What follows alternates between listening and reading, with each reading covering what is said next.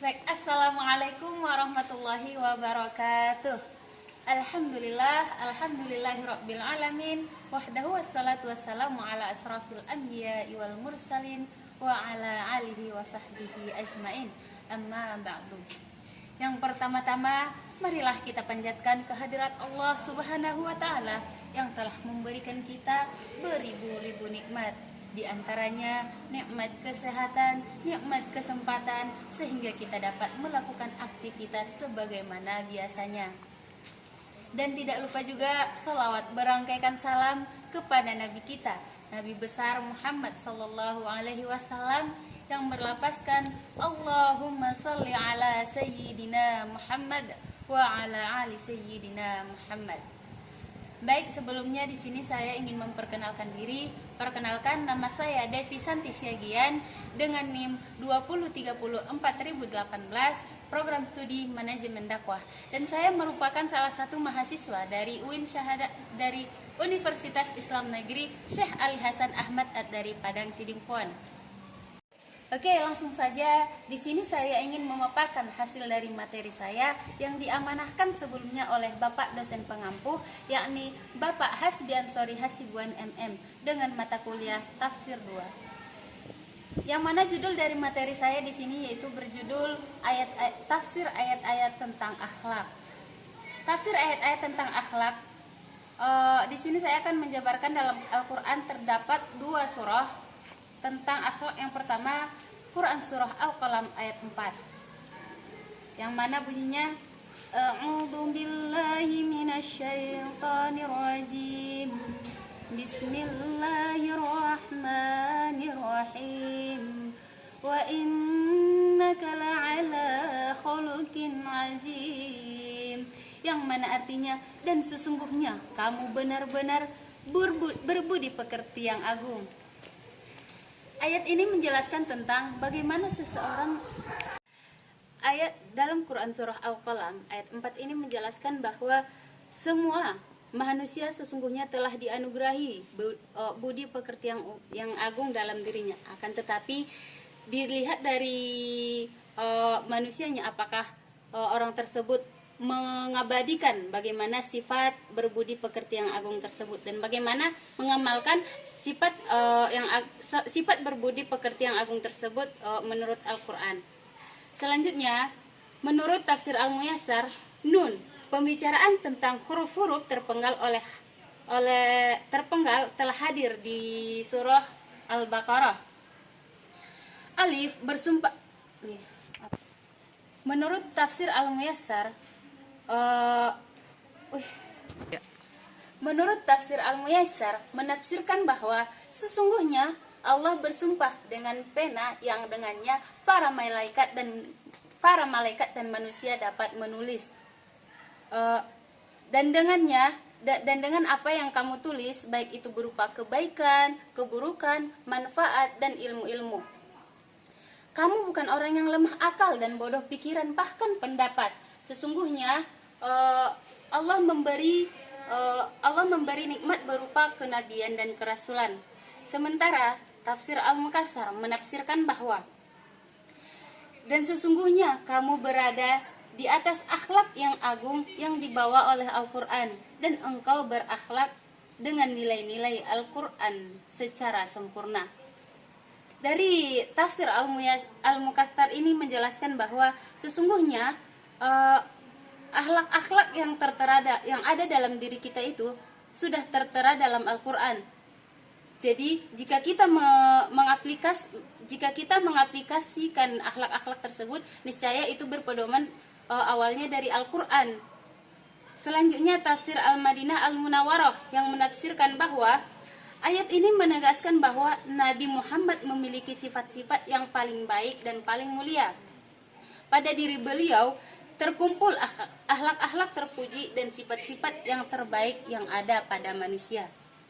Sedangkan menurut tafsir Jubdatut Tafsir min Fathil Qadir menafsirkan bahwa pada ayat wa innaka la'ala khuluqin azim, dan sesungguhnya kamu benar-benar berbudi pekerti yang agung, yakni kamu memiliki akhlak yang Allah perintahkan dalam Al-Quran. tentang akhlak. Disebutkan dalam hadis sahih dari Aisyah radhiyallahu anhu bahwa ia pernah ditanya tentang dia pernah ditanya tentang akhlak oleh Rasulullah. Maka ia menjawab, akhlaknya adalah ada pada Al-Quran. Akhlaknya adalah akhlak Al-Quran.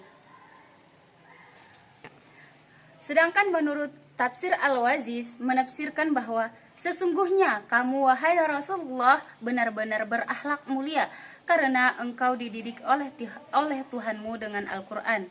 Aisyah radhiyallahu anhu ditanya mengenai akhlak beliau sebagaimana ditetapkan dalam hadis sahih, lalu dia menjawab, sesungguhnya akhlak beliau adalah Al-Quran. Tidakkah kamu membaca Al-Quran ayat Qad al-fatal mim mu'minun yang sampai 10 ayat? Dalam Al-Quran surah Al-Mu'minun yang 10 ayat tadi itu menjelaskan tentang bagaimana berbudi pekerti yang agung sesuai dengan Al-Quran dan pedoman-pedomannya. Selanjutnya tafsir ayat Quran surah Al-Ahzab ayat 21 yang berbunyi, A'udzu billahi minasyaitonir rajim. Bismillahirrahmanirrahim. Laqad kana lakum fi rasulillahi uswatun hasanah liman kana yarjullaha wal yawmil akhir wa dzakarallaha katsira. Yang artinya, sesungguhnya telah ada pada diri Rasulullah itu suri tauladan yang baik bagimu, yaitu bagi orang-orang yang mengharap rahmat Allah dan kedatangan hari kiamat, dan dia yang banyak-banyak menyebut nama Allah.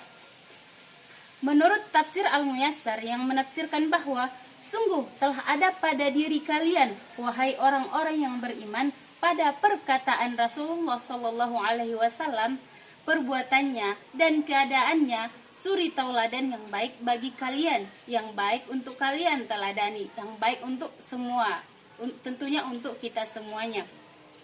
Maka peganglah sunnahnya, ikutilah sunnahnya, karena sunnahnya dipegang dan diajari dan dijalani oleh orang-orang yang berharap kepada Allah Subhanahu wa Ta'ala di hari sekarang dan di hari kemudian nanti.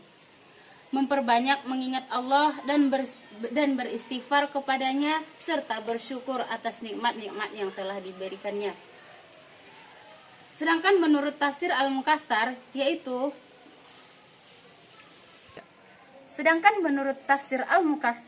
yaitu sesungguhnya di dalam ada yang harus diucapkan, dilakukan, dikerjakan serta dipelajari oleh Rasulullah, terdapat suri tauladan yang baik untuk kalian. Dia dengan jiwanya yang mulia mengikuti peperangan, maka bagaimana kalian pelit dengan jiwa kalian dari jiwa Rasulullah? Dan tidakkah mengikuti Rasulullah Sallallahu Alaihi Wasallam kecuali orang-orang yang mengharap hari akhir dan beramal untuk menghadapinya serta banyak mengingat Allah. Adapun orang yang tidak mengharap hari akhir dan tidak banyak mengingat Allah, maka ia bukanlah orang yang mengikuti Rasulullah Sallallahu Alaihi Wasallam. Sedangkan menurut tafsir Al-Madinah Al-Munawwarah yaitu